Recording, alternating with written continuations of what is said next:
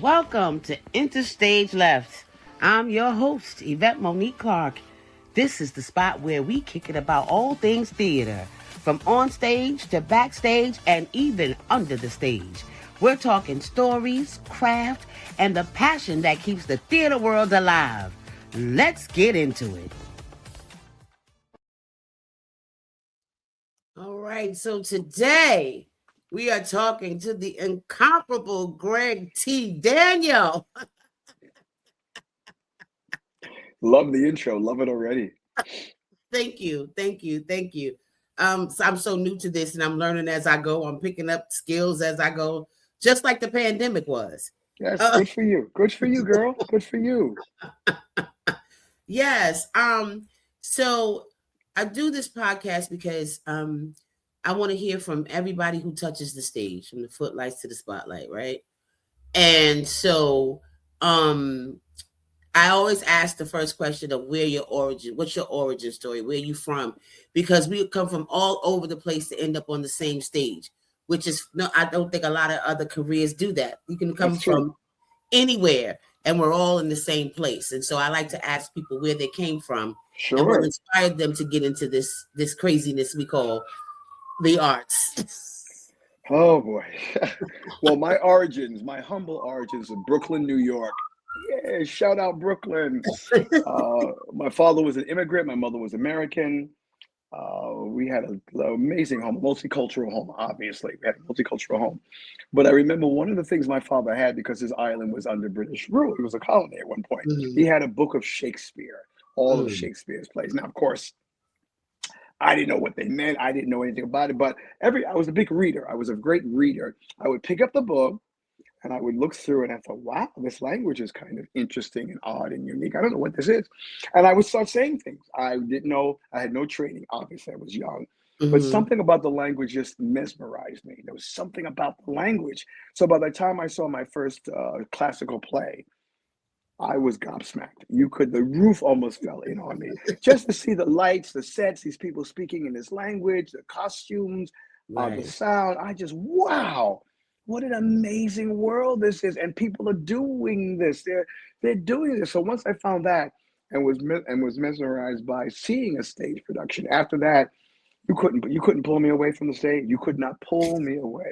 There was something so noble and wonderful about telling stories. And other than that, of course, other than classical plays, that was my first entree into it. But then after that, I began seeing, of course, regular dramas, American dramas, things like comedies. But the essence of theater and what it does and how it transforms spaces and transforms lives, if you will, as an audience, just made me think, this is what I want to do. I want to be part of that conversation.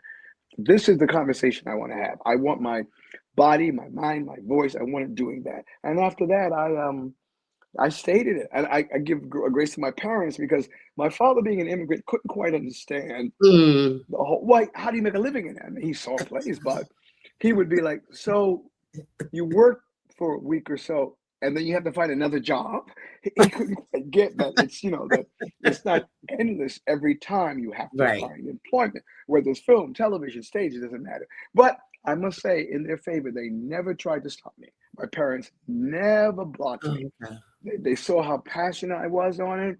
They saw how energetic it made me feel, and they supported me. They supported my ambitions, even though they had very little understanding of young Black kid having a career on the stage, or that was totally unknown to them. They hadn't graduated college or anything like that. So I credit them. But New York, of course, then became a playground for me, with Broadway, Off-Broadway, Off-Broadway.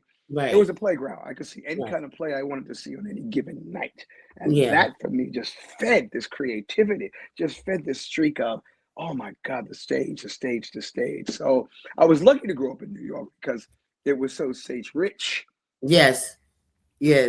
You get to experience a lot of theater being here, because it's the Mecca. It's so stage rich, and I meant it literally. On any given night, you can see any type of play you want: a comedy, a drama, a classical. You could see anything. So that kept feeding my imagination, and finally, I decided to study it formally, which I did. And I went to NYU, Tisch School of the Arts.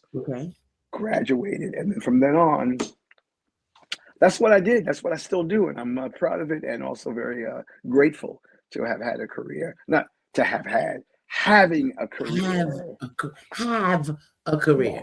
yeah. That's a blessing. That's a Yeah, it blessing. is. It is. It really is a blessing. Um, uh, you do many things. You're an actor, a director, an artistic director. I got a little bit of time to go over some of your stuff, and I was just like, Did it busy, bore you? You were bored? Come on, get a life. Come on, don't read about. busy, busy. But I had to know what I wanted to say to you, and I just wanted to know, like, we worked in a room together, so but we didn't have time to like get to know each other, right? Because we No, had to no. put a show up. So I just, professionally wanted to see, what some of the things you had done were. And the thing that fascinates me all the time about an actor who transitions into directing, because that's not a skill that all of us have. Right. That's correct. And Right. so when did you know that you wanted to tell the story from the other side of the table? Like, what was your thing of, oh, I think I want to do this? Right. Right. Yeah. I was in a lot of plays, and at some point it became fascinating to me what this person at the head of the table did, this director person, Right. how they interpreted sight, how they interpreted lights, costumes. Of course, today you have projection design, Right. you have sound, something about that conversation. Because as an actor, I'm only worried about my role and how I Right. fit in. That's all I really worry about.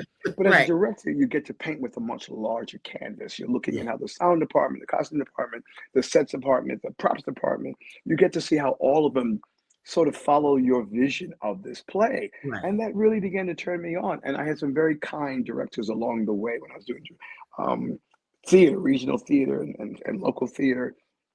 They would see my interest and would encourage me to come to rehearsals that were outside of what I was doing. And they kind of took me under their wing and just allowed me to be in the room. Not so much they taught me the craft of directing, but they allowed me to be in the room for things that I had no involvement with as an actor. And over the years, I said, wow, so it was an extension. It wasn't so much a transition for me as extension, because I had an aesthetic that just said, I want to be able to do that as well. I want to be able to tell the story with all these different departments and all these creative people Right. doing it. And I tell you, to this day, I'm a better actor because I'm a director, and I'm a better director because I'm an actor. I always find the hybrids something. They're great directors, they're great actors, but they're a hybrid. I find the language they use, what they see directorially, visually, is really congruent. It's something very, very congruent. And again, it turned me on, and I went after it. Now, I was kind of leery in the beginning. I thought, because back then the multi-hyphenate artist didn't exist. Producer, writer, actor, Right. that didn't exist. So I Right. was actually afraid, Yvette. I was afraid, oh God, if I start directing and people start seeing I have directing credits, they're going to think, well, he's not really serious about acting anymore because Gregg Daniel now is a director, right? So I bugged out over that for a while. I thought, no, I got to keep that quiet because I don't want them to start thinking that I'm more interested in one and the other. So for years, I sort of tormented myself a bit with keeping the. And finally, one day, I guess grew up and said, Greg. Well, once I established a career as an actor, I Right. thought, look, the career's there. They see my credits. I have my agent. They can talk to my agents. It's cool, Greg, to be a director Right. or to say you are a director. So Okay. I gave myself permissions and license to already step into what I was doing, which was becoming, hopefully, a working director with a vision, a singular vision about a play, and that's how that Yeah. happened. What was the first play or the play that you produced, that you directed on your own, like flew solo? I think it was in New York because I lived in New York for many. I was born and raised in New York. I think it was The Zoo Story by Edward Albee. That's two-handed, which I was grateful because there's only two actors in it. So I wasn't ready for 5, 6, 7, 8, 9. I wasn't ready for all those divas on the stage. I was Right. not ready. So it was a Right. two-handed called The Zoo Story by Edward Albee, groundbreaking play. And I remember starting with that. The set is basically a park bench. So, Oh, you know, wow. basically a park bench. So I said, so I don't know who offered it to me. I didn't even know who offered it a chance for me to do it. And I did it. And of course, that began my long association with, it was revelatory because after I did it, I wanted more. Something Yeah. about communicating with actors and looking at a text and deciding what this moment is about or what it could be about or what I wanted to bring out and highlight about that moment. that became so fascinating to me. And I was lucky enough to have done, that was my first play, The Zoo Story by Edward Albee. And then I went on to do, of course, other plays. Many things. Let me see. Do you have any directors that stage directors that influenced you or still influence you to this day? Oh yes, yes, man. You know, we stand on the shoulders of giants. Yes. And in all honor, I have to mention Lloyd Richards, who directed the original production of A Raisin in the Sun on Broadway, who also was the head of Yale School of Drama for many, many years, who brought South African playwright Athol Fugard to Broadway. Lloyd Richards, and who was the head of NYU for a while. He wasn't when I was there, but he was also a chairperson of NYU acting division. Lloyd Richards set the bar. And he was also the head of Eugene O'Neill Center in Connecticut. Okay. He was the one, of course, who authored August Wilson onto the stage. And the first few productions that went to Broadway were directed by Lloyd Richards. So he set such a mighty bar for me, that Lloyd Richards, that a Black man at that time was engaging in stage work and doing it so beautifully and so well. So I would say he was one of the major influences for me. Okay. How would you describe, like, directors have many ways to enter a room or enter a space or get rehearsal started, right? Yes. So what's a philosophy that you have when you walk into a room and don't know anyone in this room and everybody's new and it's like, how do I get these people to be on one page with me? What do I? Yeah. Well, you know, in time, I've learned everyone wants to bring their best game to the room. That's why they took the project. Everyone from the lighting designer to the sound designer to the actor who's playing one scene, maybe even has one line. Everybody, when they involve with the stage, I'm sure it's typical of film and television, but again, primarily stage for me, wants to bring their A game. So you have to be mindful. How can I uplift them and allow them to do their best? Because these are artists as well. They have a vision. These are performing artists who have done their craft for many years, who have studied for many years as well. So how do I make a room a place where they can share, where I can uplift what they want to bring to it? And I got to tell you, there are many times when I've been collaboration with designers, and I'm like, oh my God, how did you know that?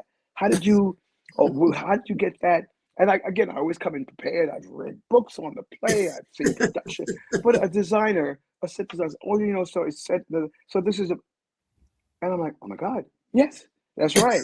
So to give these people a voice, let them have a voice too, in shaping the material. They know I'm the director. I'm not trying to prove I'm the dictatorial kind of, but to allow them to have a voice and their aesthetic to filter into the material, the best way to work. Once these departments and these actors know that I won't abandon them, that I will protect them, that I will allow them to be there to do their best work, they open up in ways that I could only, they just open up because, again, they want to bring their A game. They want to do their best work. They want to know, well, what kind of director is this? Is this the one that says, okay, go stage left and stay there? Is this the one that says, no, that set is wrong? I need, what kind of collaborator am I going to be? Because so I never thought of directing as dictatorial. I always thought of directing, this may sound flowery, but not to have all the answers, but to ask the right questions. That for me allows everyone's voice to filter into the room just by asking the right kind of questions and when I say right questions, I mean that might spur their imagination. Yes. That might push them a little further, that might drop a little nugget into how they're thinking of the scene or the look of the play. So I find collaboration. I'm very secure in myself as an artist. So now let me add security or bring security to these other artists. And like I said, once they know that, they take off like a jet plane. They do. Yeah, I do. I love a collaborative room. It makes the work, it makes you a better performer because it makes you think, right? I can't say I don't like, but I prefer not to just be told to stand on 6. Or I need to know why I'm going to 6. What's over there? What's over there that I'm going to 6 on? You know what I mean? So yes, you need a director who can hear that and have a conversation with you about that. Yeah. Good. And you were that way when we worked together. I had such a blast working with you at the Denver Center, Thank you. doing Thank a new you. play. And, you know, these Yeah, it plays are was. Yeah, we difficult. didn't have any reference to go Nope. on. We just let's see what happens. Let's shake it up and see what happens. In new school, we were all on a tightrope. I mean, we were Yeah. all walking the plank on a tightrope, which is fine because we became an ensemble then. We relied on each Yes. other for Yes. clarity. I mean, you and just the relationships you had in the cast with the Yes. people, which is Yes. beautiful to see. Beautiful to see the way you guys fed each other and challenged each other. That was such a wonderful experience at the It Denver was. Center with the It play. was. It really Yeah. was. It In really the was. upper room with In the upper Mofield Perry. room. The Yeah. upper room. Yeah. Good experience. Seriously. It was a fantastic time. When you start a process, how do you enter it? Like, what do you do? What research do you do? How do you prepare yourself for the play that you're going to direct? Well, I'm like a sponge. I'll read all books or things around it. I'll go see artwork that might speak to a certain period of time in the play. Okay. I'm like a sponge. I just absorb every reference, every tangent that I can go on about the play. But then when I get in the room, I let it all go. I don't try and bring my research into the room. I know it'll be there to service me. I have to trust. Okay, Greg, all that reading, all those visits to the museum and to clubs or wherever you had to go, it's going to be there. It's going to feed you. Now, this is as I became an older person, an older artist. It's going to be there. So I don't want to bring my research into the room. Okay. It's nice that I've done all that and it's fed me. It's made me rich with detail. But now I have to allow room for the actors to play and see. And I might remark, I saw a painting at the African American Cultural Museum. That reminded me of that or what you're doing or some. So I get all references I can, but I also remember doing research just gets you in the room. It doesn't help complete the moment. Let others come in on the research as well. If that makes sense. That does make sense. Yeah. That does make sense because I've had directors who come in with their research in their little packets, and I'm like, I need to learn lines. I don't want to do research. How am I going to play this? What am I doing on? Really, what am I doing on this line? It's nice that you can espouse what minstrelsy was like in the turn of the century. That's great. The year, who were the players, where they travel. Right. But now I need to do it. So and I'll come in with maybe 30, 40 ways to block a scene, but I want to impose my will on it. I want to see what the actors do first. Right. Okay. Then I can help shape the blocking and the movement. After a while, if I came in and went, Yvette, I want you to go to 6 and sit there, and that doesn't fulfill you in any way. That sticks you. That sticks you into something. Right. I'm the kind that, what was your impulse? Your impulse on that line? I see you went stage left to sit, and why did you do? What was the impulse for that? Right. And you always came up with good reasons for. And I saw it worked. Again, I saw it work. I saw how it could possibly work. So that's the thrill of it, to let you lead, and then I can come in with shaping and curating what you've already started. Right. Because you need some kind of help. Oh, I'm sure when you read a script, you have ideas. You sat with it before rehearsal. You have an instinct for these characters. So when you come in, you want to play. You want to be able to play. Yeah. If the time allows, sometimes we have to just get it. Let's get it. And that's real. Sometimes, and that's real. It depends on the situation. But the most fruitful times are the times I've had time to play with my actors. Yeah. Absolutely. But anytime I do a show, it's always when I leave, it's like, oh man, I could have done that. Yeah, of course. Because you've been informed by 3 or 4ur weeks of doing it. And suddenly, you're like, man, I could have did that. Yeah, of course. Always have something that I couldn't. Pardon me, honey. That's all right. I caught a cold, so that's all right because our weather is crazy here. Yes, and that's why I caught it in New York. New York is insane. We're all enjoyed the hell out of it. I had such a great time. I did.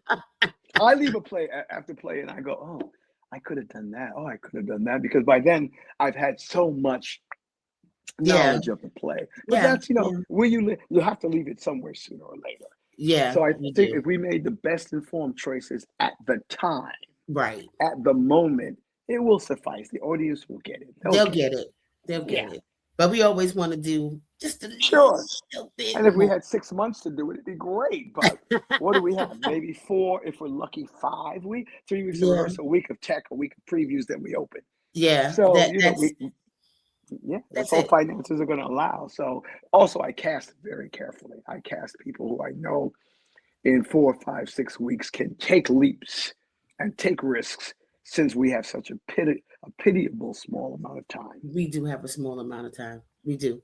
I remember the audition when I came in the room with you, and we had to sing something, and I was like, "Uh-oh, here we go." And I sang, and you were like, "Okay." I said, "Oh no," and you harassed me to sing that song in that show. I did.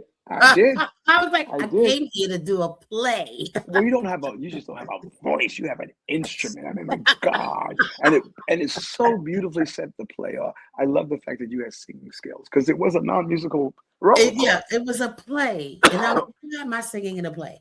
But I had to get over it when we closed. Oh my. I ruined you. I traumatized you. Yes, you traumatized me. Gregg T. Daniel traumatized Yvette Monique Clark. The landscape of theater is changing in all kinds of ways, being pushed and pulled. And so are you finding any challenges in today's theater space? Like I go to what AI is doing. And what we're everything has changed in a sense that, let me see if I get this right, that we are now we have to be content creators, and we have to be very involved in social media, hence podcast, and AI is confusing us in some kind of way, because we're like conditioned in a way to do this, and now things are changing and nobody sent us the memo. So what is your take on that? I embrace that. I mean, there's a whole new crop of playwrights. When I was in New York last week, I went to see a number of plays, but I barely knew anyone in these casts. And for decades, I knew these who were doing the plays. There's a whole new generation of playwrights and actors and designers, and I welcome their voice, because things have shifted. Our nation has changed. Our nation has shifted. Theater, I don't think, was ever meant to be stuck in one place. Right. Whether it's realism or, in every decade, 50s, 60s, 70s, 80s, they all have their challenges, and the playwrights are going to speak to that. Right. And the style actors working is going to speak to that. So I don't think theater was ever meant to be frozen and stuck. You have to allow the stimulus of what's happening now, or else you're doing a museum piece. I just directed Top Dog Underdog last year at the Pasadena Playhouse. And I specifically did not want it to be the production done on Broadway 11, 12 something years ago. I told my designers, I told my actors, this is a new play. This is an absolutely new play. So I didn't want us to feel bogged down by the history of the play. I think as an artist, you have to let those, because look, you can't put the genie back in the bottle. Now that AI is here, you can't put it back in the bottle, but also the new generation of creative artists that are on the scene. They're making amazing theater. I mean, when I go to see A Strange Loop and I see a play about a gay man trying to write a musical about a gay man, a black gay man, I'm like, well, damn, in my time, the time I grew up in, I'm like, oh my God. And older Caucasian audiences are loving it. And I remember we went to the stage door afterwards to meet the actor. And this is from A Strange Loop from years ago. Right. Honey, everybody was out there waiting to greet that actor. I mean, older, younger, different ethnicities. Because again, he spoke to the heart. So theater can be risky. Theater can open new doors. So you have to, as an artist, or else you're going to get stuck. You're going to get stuck in an era or a way of interpreting things that, it had its time and it was great and it'll be used again. But open yourself up to the new, unique influences that are coming in. When I think of some playwrights now, when I think of some of the designers now, I go, my God, they're doing things I never imagined could be done when I was coming up. So I embrace it. Yes, I get a little frustrated. I'm not a great digital person. I'm not. Yeah. And so, that's why I have a publicist, quite frank. It's much easier to say, put this up on Instagram. No, but and I see how Yeah. valuable it is. It's just that I cannot mechanically do it well. So I'll Right. say, here, send this to Yvette Monique Clark. She wants she wants the reel, and she wants it. Send it to her. But I embrace the fact that that is necessary now. If you don't put up a Right. video of your show Right. or some sort of media savvy Yeah. thing, social media, that's the coin of the realm now. So I say, embrace. Don't be scared of it, guys. Embrace it. Yeah, you might get frustrated every now and then, but Right. you'll find ways around it. You'll find ways around it. Because it's where we're going and we're not going back. No, we're not going back. No, and you said it. Like the Yeah. 5-act play that used to be 2 or 3 hours long. They were great, but we're not really going back to that. No one's writing a play that's 5 acts, that has No. 2 intermissions, that has 15 people in it. That, I mean, Gregg, a wonderful play. I'm not saying it wasn't, but we're not Right. really going back to that. The Yeah. voices we hear now are very, very, very different. Very So different. I say embrace it. Yes. So there are different ways that people measure how successful a show is that they direct. And it's not always about butts in the seats. What is it for you that you look at this piece that you put together on opening night and you're like, oh, yeah, that's it. That's it right there. Like, Great question. Great question.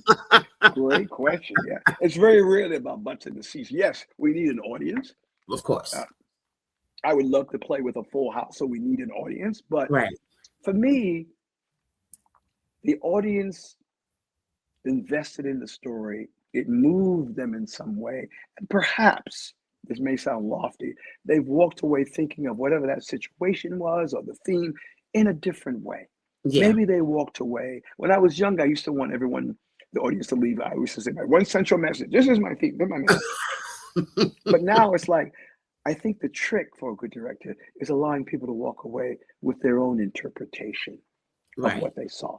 Right. Allow them to have their own reaction to what they saw. I'm not looking for one central message. As long as they invested their time, their imaginations, their emotions, as long as they invested in the material. And I can't tell you that how many times, sometimes in the play, some people know I'm the director, some don't, but they'll come up and they'll go, we'll be doing fences or what I don't know. And they'll say, my aunt, this is Asian somebody, indigenous, Latino, whatever.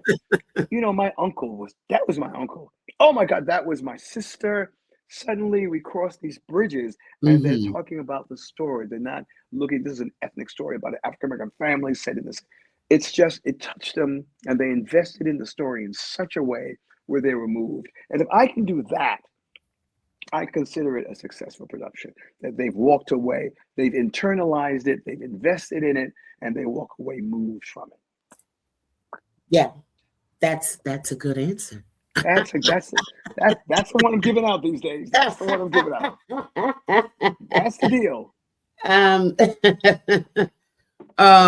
Good question. Let's see. Good question.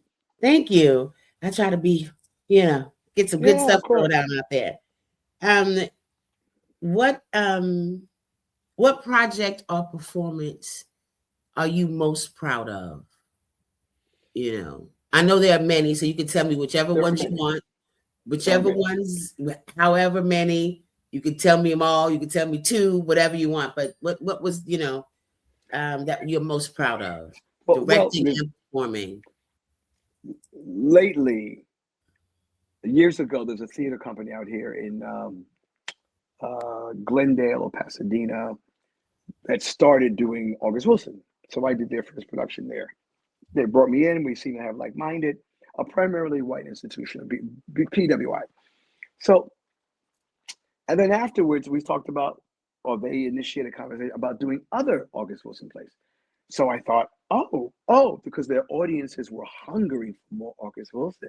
They had never had August Wilson placed in front of them at this theater. They might have seen it other places. Right. And now we're doing the entire cycle. I'm about to begin rehearsal in July on number 7 of the August Wilson Pittsburgh cycle. Yeah, I had done one August Wilson play years before that. But when they called me in, we were just talking about doing Gem of the Ocean. That's the one they went, and I loved the place. In fact, we did it, felt like it was did well. But then the groundswell started saying, well, there are 9 other plays. why don't we're not talking about a big house like a Pasadena Playhouse, the Mark Taper Right. Forum, the Right. Globe Theater in San Diego. No, we're talking about maybe a 300, 400 seat theater. So now we're just about to embark on our 7th. So I'm like, wow, Gregg, I never thought I might have a chance. I'm not done yet. So this is number 7. I'm really, really proud of that. And Yes. last year, I got to work with another Pulitzer Prize winning playwright from a different generation. James Imes wrote a play, who did Fat Ham. Okay. Wrote a play called Kill, Move, Paradise, an earlier play of his. And the cast is about 20s young men, 4 young men who are about in their 20s. One is an even younger teenager. And working with these performers, because again, they're not from my era. We're not contemporaries. It's still Right. dealing with issues of identity and class and race. This story is a wonderful Right. story, Kill, Move, Paradise.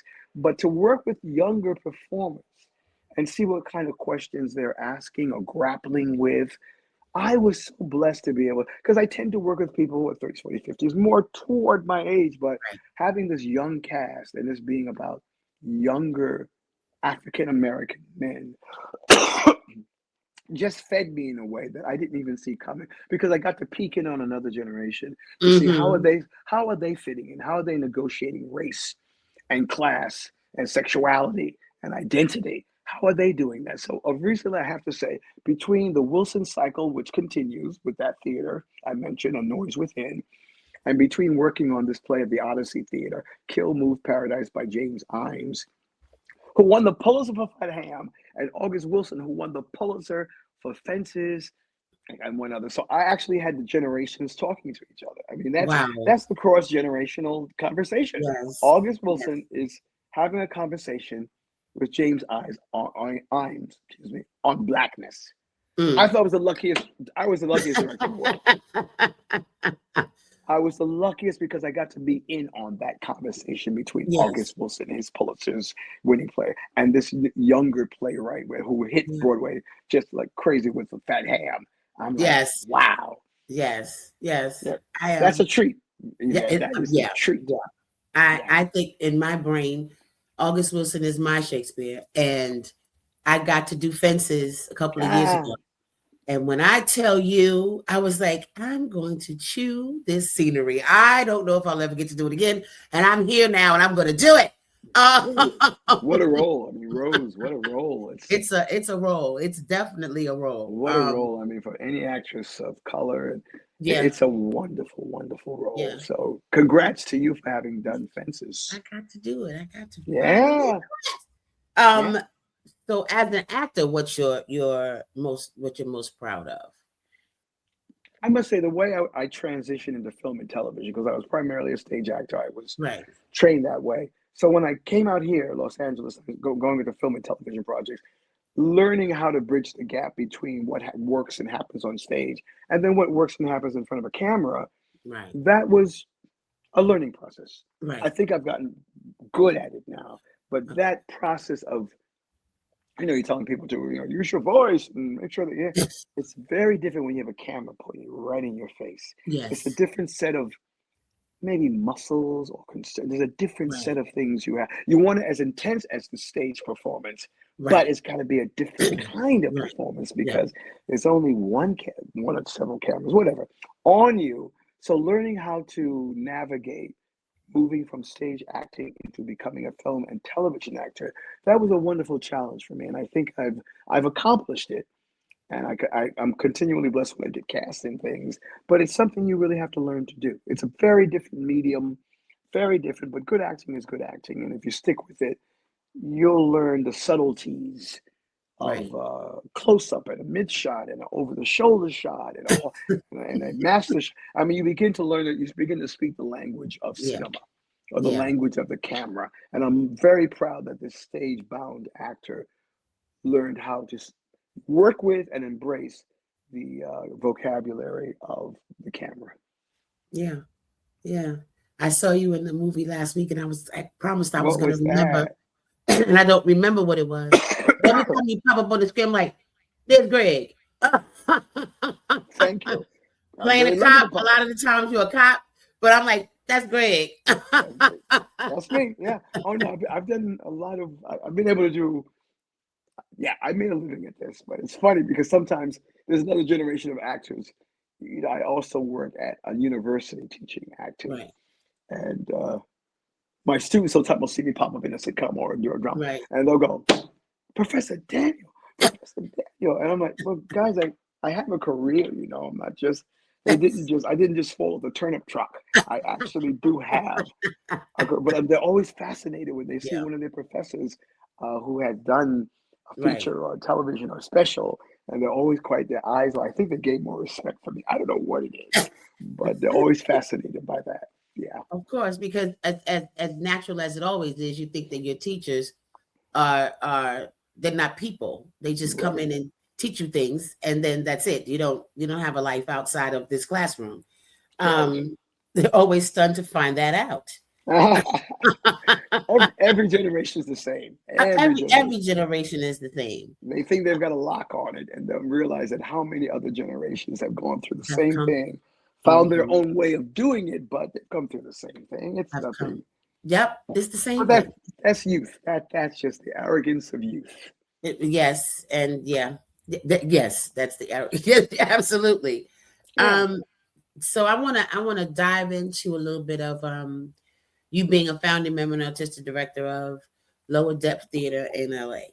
Um, I don't know anything about it. I knew that you were an artistic director of a theater when I think you were doing it when I first met you. Yes. Yes. And Yes. I was. so Yes. tell me how what did that come out of? The need for They need to do blank. more theater. They really Okay. need. I mean, there were some like-minded people. Another couple, in fact, a younger couple, who my wife and I hooked up with, and they were from Chicago, so they were very rich in theater. And at some point, the kind of work you want to do, you can't always wait for someone to knock on the door saying, "Hey, do you want to direct this? Do you want to act in this?" At some point, at least in my case, you want to generate your own work and work with the kind of designers and actors and stories that you want to tell. So thank God this like-minded couple, Jason and Yvonne Lee, we started talking about forming a theater company. Now, I didn't want to. Theater companies are a pain. There's never enough fun. No, there's never enough money. You're Right. constantly fundraising. People's but sooner or later, if you want to do the kind of work you want to do, you gotta shape your own company. So out of the stories we wanted to tell, out of the actors we wanted to hire, and out of the things we wanted to see on stage, we dared in our infancy, we dared to form a theater company. Yeah, and it's bittersweet. There sometimes I'm like, I'm walking away from this. I'll never do this again.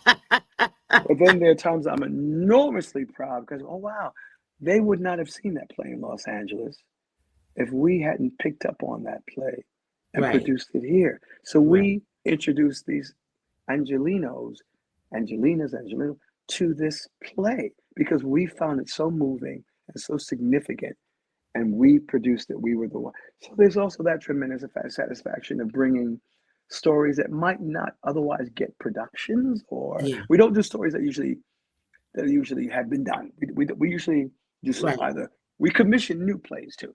There's like Okay. 3 plays we're sitting on right now that were commissioned over the years, and we'd love to produce them. So again, as a company, you get to do that kind of thing and not Right. wait on someone to say, "Oh, would you please listen? We really like it. Would you?" Man, that waiting thing can be, Yeah. Yeah. you Yeah. know, How long has the theater been running? we've been around since 2010. Okay. We were down for the pandemic. I shouldn't say we were down for the pandemic. What we were doing, we were offering programming online. Okay. We had we did a commission series of 10-minute plays. We were offering all these online Okay. content. So those years we weren't in a brick and mortar space. Right. Right. We're just about to go into our first play back in a brick and mortar space.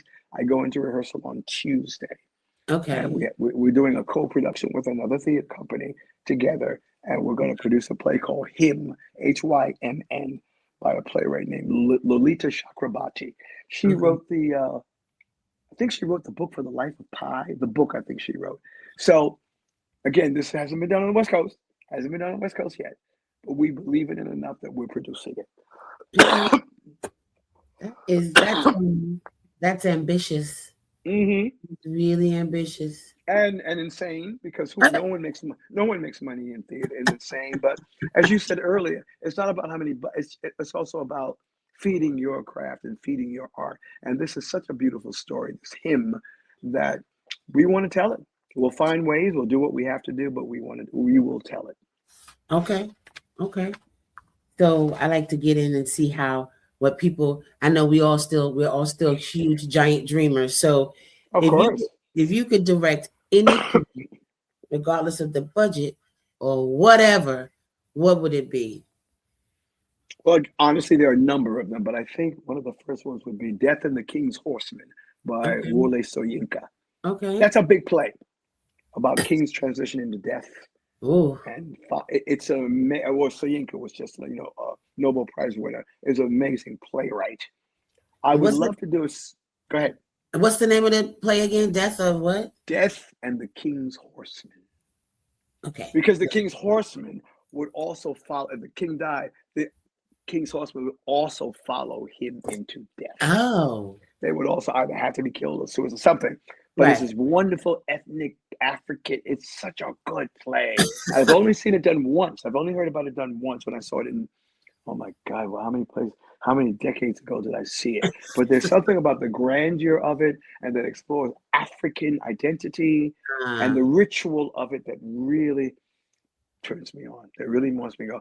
I would love to do anything by Derek Walcott, another, but specifically Dream on Monkey Mountain that he wrote. Derek Walcott, Walcott, Dream on Monkey Mountain, which it played New York, and it was 60s, 50s, whatever, and people were astonished at it. Hasn't been revived since then. That's another play I'd like to essay. So that's two. If I had, irregardless of budget, right, I would jump through hoops to direct those two plays and put them in a season together. And then package them in a season. Oh, well, that would be I think that would be mind blowing for people. The way you're describing it to me, it would be like, this is a lot of theater. Yes. Hey, go big or go home. That's what I say, my dear. Go big or go home. You said the budget was endless, and it was the budget is endless. Just whatever the budget is, you could do it. Those are the first two. Okay. What? Now there's also things like shows that come up and you're like, God, if I was 20 years younger, I could eat that up. So is there anything that's out there you're like, why didn't this come out in 1992? Oh, sure. All these younger playwrights and these LGBTQ playwrights are writing stories. I mean, Fat Ham alone. Yes. What a play. Yes. I mean, I love Fat Ham. I thought it was the most hilarious, audacious, irreverent play I've seen in years. I love Fat. Even what is she with the poem? Jeremy O'Hara's Slave Play. Oh, Slave Play. I saw Slave Play. I was like, blink. My brain was like, blink. Because they're daring to write something that really didn't exist in my time. We really didn't express ourselves in that way. Yeah. It's a different way, a unique way, but one very much of their time and their era. So those kind of mind-bending plays for me, period pieces like, I want to try that. Yeah. That imagination took to Slave Play and Fat Ham. I mean, they're daring to do things in ways, again, very different from us. So anything. So many talented young playwrights, male and female of color. I just happen to mention two males, but there are many females I would love to do their plays because they're writing. When I was in New York, I just saw The Monsters.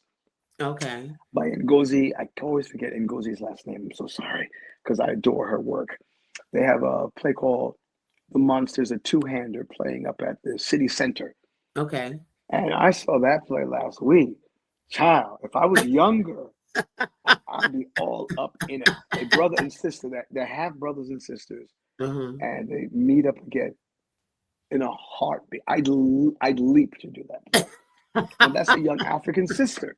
Yeah. So, I'm very turned on by the playwrights who have kept developing and telling their stories, and their stories are immediate of this era, of this age. And I look back and go, I would do those. Okay. See The Monsters if you haven't seen it yet. Okay. Amazing. Amazing. Let me write that down. The Monsters at City Center by Ngozi, A-G-O, Ngozi. I'm not even A-G-O-Z. Don't even try. I can look it up.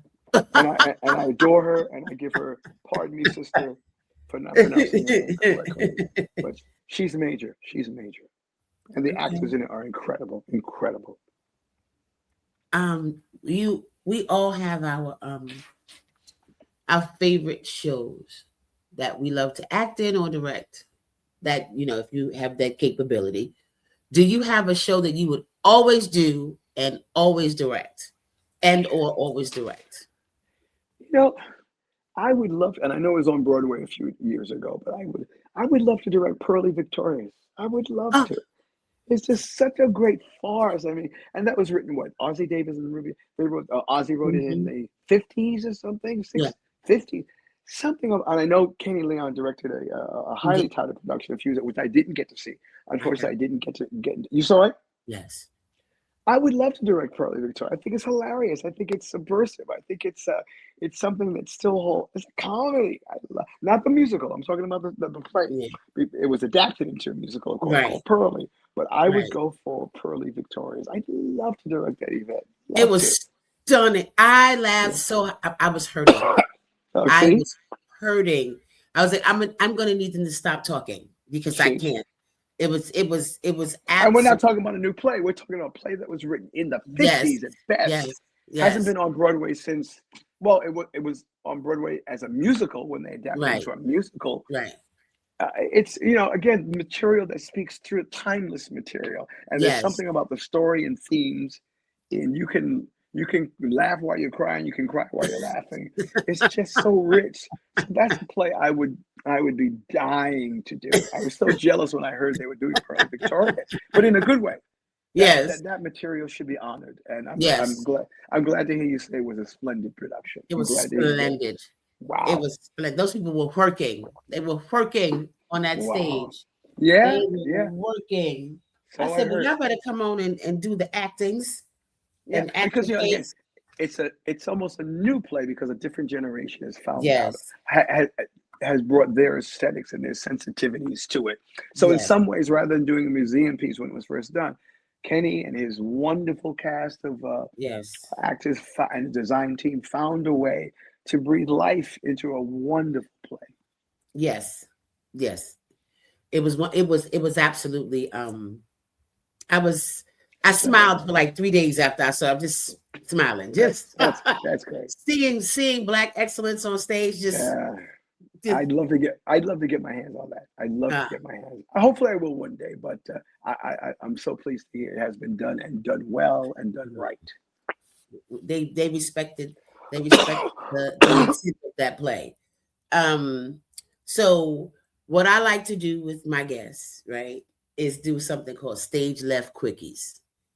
And it's just like a rapid fire of questions, a few questions to like get your thoughts right off, off the top of your head. Oh my, sounds dangerous. Sounds dangerous. Do I need a lawyer to answer these questions? Should I consult with counsel? Well, tell me what I need. Tell me what I need before I start answering. What's the first role that you would redo? Sam in Master Harold and the Boys by Athol Fugard. Okay. A director's note that still lives rent-free in your head. A British director once told me in a scene, have more of a continental breakfast with that than an American one. Brilliant to this day. And he did it with such kindness. Gregg, my boy, could you have more of a continental breakfast with that scene than an American one? And I got it. I knew exactly what he was saying. Yes. Brilliant. That's brilliant. Oh my gosh. I'm glad I have that on tape. I'm gonna jot that down. And he said it with such kindness and with such affection, and I knew exactly what he meant. That got me for a second. Oh, good, because no one's asked me that in God knows how long. So suddenly, it still lives in me. It still lives in me. That's amazing. Rookie mistake you clock instantly. If an actor says my character wouldn't do that. Oh, Whoa. No, I don't. My character wouldn't do that. If I had a gun, I might have committed homicide. And again, God bless them. Maybe they're young and God bless them, because there's some veterans also who are very inflexible. But when Right. you hear the words, no, I don't think my character would do that. Girl, that sets off. Oh, it's gonna be like that, huh? It's gonna be like that kind of rehearsal process. A. Yeah, thank God though. I don't think I heard this for decades now. But Okay. if I But ever that's hear that, yeah. Okay. A contract you should have left earlier. oh yeah, yeah. It was a play, and I won't say who, what, or where. But You don't have to, but yeah, by the yeah. third day of rehearsal, I had to. I left. I had to leave. The first time I've ever done that, because it was clear we weren't a priority. It was just the conditions we were working around. Oh my God. And it was someone I really wanted to like, and not just the play, but the theater I was working for, but the level of disrespect, the level of carelessness, the level of just, I'm out, y'all. And I was a young actor too. So I Oh, might have thought that it was burning a bridge, but I could not fathom going in. And in fact, not only did I leave, the other actors left too. oh, Yep. oh, so you Yep. cleared the house. Well, I didn't drum up support, but when I said I got to bounce, I can't do it, the other actors left too. That's all I'm saying. Okay, we can take our time on this one. Oh boy. What do you protect now that you didn't before? Time, my time. I said yes to any project. Again, I was building a resume. I was building a body of work, so I would say yes to almost anything came my way. But time is an infinite. Time, especially a career in the arts. So now I'm a lot more careful about choosing projects. I also have to ask myself, not just for the sake of doing or directing a play or being in one, what in me, what's the conversation I want to have now? What's the theme that I'm grappling with in my life that I think is relevant to other people? So I'm protective of my time more now. It's really about, even though it's only a 4 or 5 week process, it takes a lot out of you. You're doing 4, 5, 6 plays a week, performances a week. Right. You're away if you're out of town for 4 or 5 weeks. So I'm much more protective. I want to align myself with the kind of stories, the kind of theater, the kind of creative individuals who are going to further me, not just keep me on the same plane or push me back. Right. So I'm not as readily to say, okay, yes, what are you doing? Yeah, when? I can do it. No, not anymore. I'm much more selective now. Much more selective now. Of course. Yeah, you have to be. And this is the final question I'm going to ask you. Sure. When did you realize you became a veteran? I was referred to. It's funny, it was a younger actor who, what did he say? He didn't come from the States. He came from a Caribbean island. Young guy, very talented young man. And at one point we were in rehearsal, I was directing, but he says, we used to watch you when I was growing up in the man, we grew up on you. We used to watch you when you appeared. And it just hit me because, of course, I'm thinking he's my contemporary. Right. He feels like my contemporary, but when he said, "Yeah, man, when I was watching, I grew up, I was watching you in the," and I thought, "Oh, you did? Okay." That's when I knew I had to become a senior performer because I had a body of work out there that this young man who couldn't be more than 20, 21 grew up watching me doing these different roles on film and television. So that told me, okay, I guess. And then I realized, yeah, Greg, you have a body of work that's been around for a while, and maybe there's a generation that's coming up. But it hit me like a cold smack in the face. What do you mean you grew up? What are you talking about? Oh man. Delightful young man, but he didn't realize that I was like coming to grips with my own era, my own age. Yeah. He just hit you right in the face with your own. He gave me a compliment. He was saying, "I'm gonna grow up watching you do." Yes. Yeah. He was happy to see you, happy to meet you, happy to be in your presence. Yeah. And he said later on, I'm so glad you're like the way you are, because he thought of me in some other way or something. Yes. He was so relieved Yes. that I was. That you weren't a jerk. Yeah.